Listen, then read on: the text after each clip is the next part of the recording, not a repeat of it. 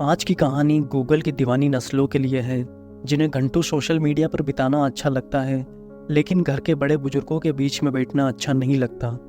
तो आज की कहानी पुराने समय की कहानी है, जब राजाओं को राज हुआ करता था।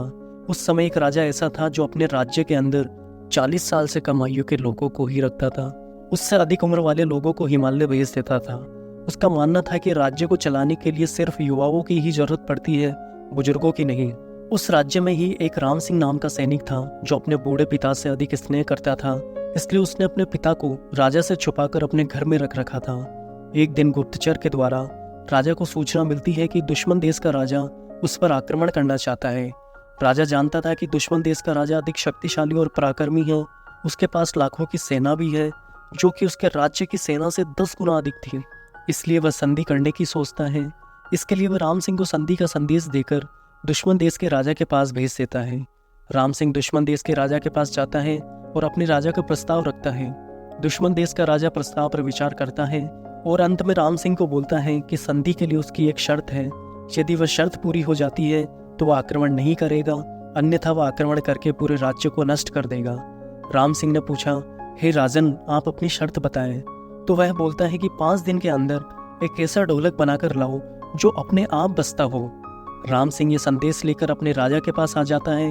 अब संपूर्ण मंत्रीगण के सामने ये विषय आ गया, लेकिन किसी के पास इसका समाधान नहीं था। राजा ने पूरे राज्य में ऐलान करा दिया, जो इस समस्या का समाधान ढूंढ कर लाएगा उसे बहुमूल्य इनाम मिलेगा।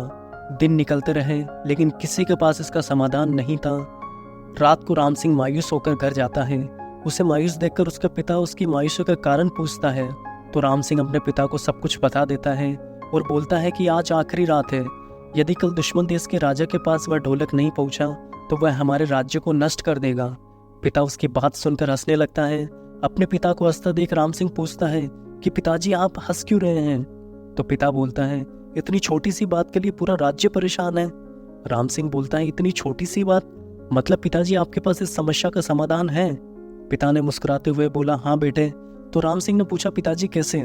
तो उसके पिता ने बताया कि एक ढोलक लो और उसे एक तरफ से खोलकर उसमें शहद डाल दो और उसे तब तक खोले रखो जब तक इसमें मधुमक्खियां नहीं चली जाती। जैसे ही उसमें मधुमक्खियां चली जाएं, उसके बाद उसे बंद कर दो। अब जैसे ही मधुमक्खियां बिन बिनाएगी, ढोलक अपने आप बजने लगेगा। राम सिंह ये सुनकर बहुत खुश हुआ और उसने वैसा ही किया जैसे उसके पिता ने बताया था। फिर क्या था, अपने आप बजने वाला ढोलक तैयार हो गया और अपने राजा को बताते हुए वह ढोलक दुश्मन देश के राजा को प्रस्तुत कर देता है और उनके बीच होने वाला युद्ध टल जाता है। लेकिन राजा जानना चाहता है कि जिस समस्या का समाधान पिछले 4 दिन से नहीं निकला, उस समस्या का समाधान राम सिंह ने अंतिम समय में कैसे निकाला।